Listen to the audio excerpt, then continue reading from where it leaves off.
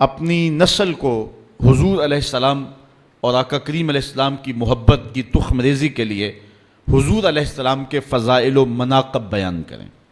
یہ ایک فطری طریقہ ہے کسی سے پیار اور محبت کے رشتے کو قائم کرنے کا۔ آقا کریم علیہ السلام کے معجزات ہیں، حضور علیہ السلام کا فضل و شرف ہے، حضور علیہ السلام کے مناقب ہیں، انبیاء علیہ السلام پر حضور علیہ السلام کی فضیلت ہے، حضور علیہ السلام کو جو شان اور خصوصیات عطا کی گئی ہیں ان خصوصیات کو امت کے نوجوانوں کے سامنے، نئی نسل کے سامنے رکھیں گے تو اس کا لازمی نتیجہ یہ ہے کہ نئی نسل کے سینے میں حضور علیہ السلام کا پیار پیدا ہوگا۔ میں اختلاف کا مزاج نہیں رکھتا، لیکن سچی بات اگر تکلیف کا سبب بھی ہو تو یہ ایک امر آخر ہے۔ بات اصول کی ہے کہ اگر یہ بحث چھڑی جائے کہ نبی دیوار کے پیچھے بھی نہیں جانتا تو مجھے بتاؤ کہ نسل نو کے سینے میں نبی کا پیار پیدا ہوگا؟ آج کی نسل آج نہیں تو ہم سے کل سوال کرے گی۔ سائنس تو زمین کی تہ میں چھپے ہوئے معدنیات بھی دیکھ لیتی ہے، پہاڑوں کی رگوں میں سونا کتنے فیصد پایا جا رہا ہے، جدید زمانے میں یہ بھی دیکھا جاتا ہے۔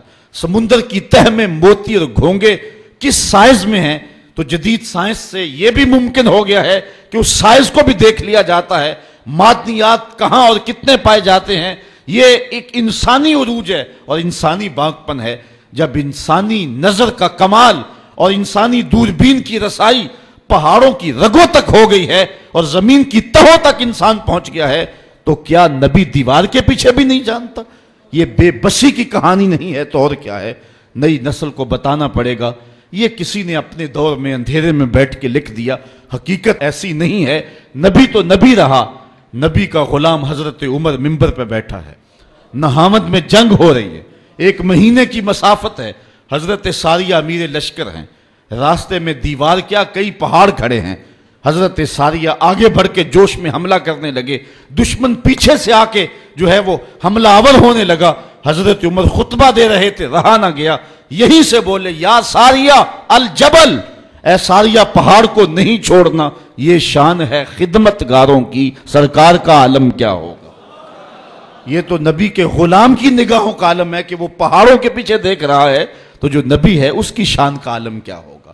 تو اگر اپنی اولاد کو اس طرح کے مسئلے بتائیں گے اور اس طرح کی باتیں بیان کریں گے تو وہ حضور کی ذات سے دور ہوں گے، حضور سے قریب نہیں ہوں گے۔ بات اختلاف کی نہیں اصول کی ہے۔ آج کی اس انسانی عروج کی اور انسانی کمال کی اور مادی ترقی کے اس زمانے میں اگر یہ کہا جائے کہ نبی کسی چیز کا اختیار نہیں رکھتا تو یہ کتنی عجیب سی بات ہے۔ آج تو انسان زمین کی تنابیں تھام چکا ہے، آج تو چاند کی چھاتی روندی جا چکی ہے، مریخ کے سفر کی تیاریاں ہیں، ایٹم کا کلیجہ شک کیا جا چکا ہے، پوری دنیا گلوبل ولیج بن چکی ہے، پانی کی تہوں تک انسان کی رسائی ہے۔ اور کسی زمانے میں ہم کہتے تھے کہ کمان سے نکلا ہوا تیر واپس نہیں آتا، لیکن آپ کے پاس یہ سسٹم موجود ہے کہ آپ فائر کر چکے ہیں، بعد میں پروگرام بن گیا کہ نہیں اس کو ہدف سے ہٹانا ہے تو آپ بٹن دبائیں، نکلے ہوئے میزائل کا رخ بدل سکتے ہیں، اس کو راستے میں توڑنا چاہیں تو توڑ سکتے ہیں۔ یہ انسانی دسترس اور انسانی اختیار کی دل آویز کہانی ہے کہ انسان نے سورج کی شعاؤں کو مسخر کر لیا، زمین کی تنابیں تھام لی اور دھرتی کا کلیجہ اس کے ہاتھ میں ہے اور وہ آنے واحد کے اندر کہاں سے کہاں تک جا رہا ہے، ہوائیں اس کی قید میں ہیں، فضائیں اس کی دسترس میں ہیں۔ جب انسان نے یہ مادی ترقی قائم کر لی تو کیا نبی کسی چیز کا اختیار نہیں رکھتا؟ یہ کتنی عجیب اور بے تک کی بات ہے۔ نبی کے اختیار کی کہانی سننی ہے تو آؤ نبی کی عظمتوں کو دیکھیں۔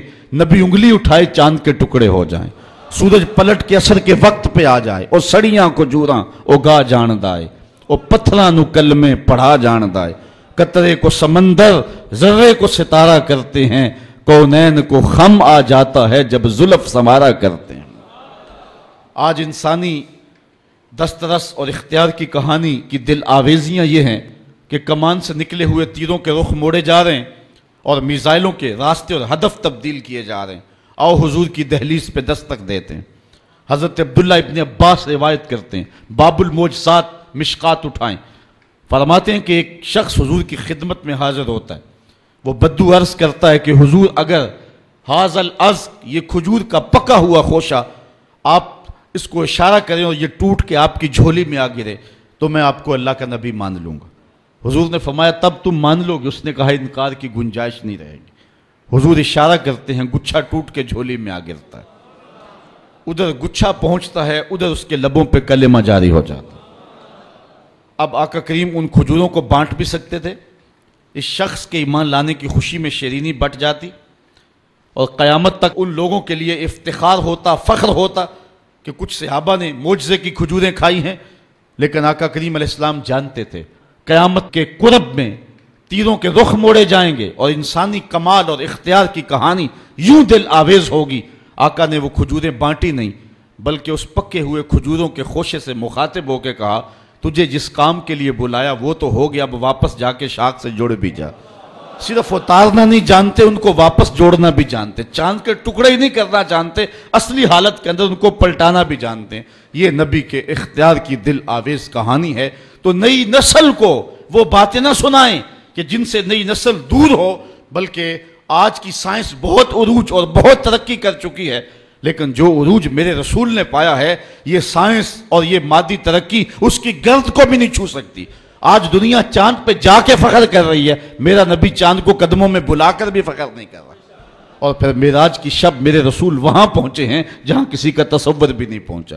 کوئی فلک تے رہ یار گیا، کوئی جا سدرا تے ہار گیا، ایک کالیاں زلفاں والا سی جڑا عرش تو بھی لنگ پار گیا۔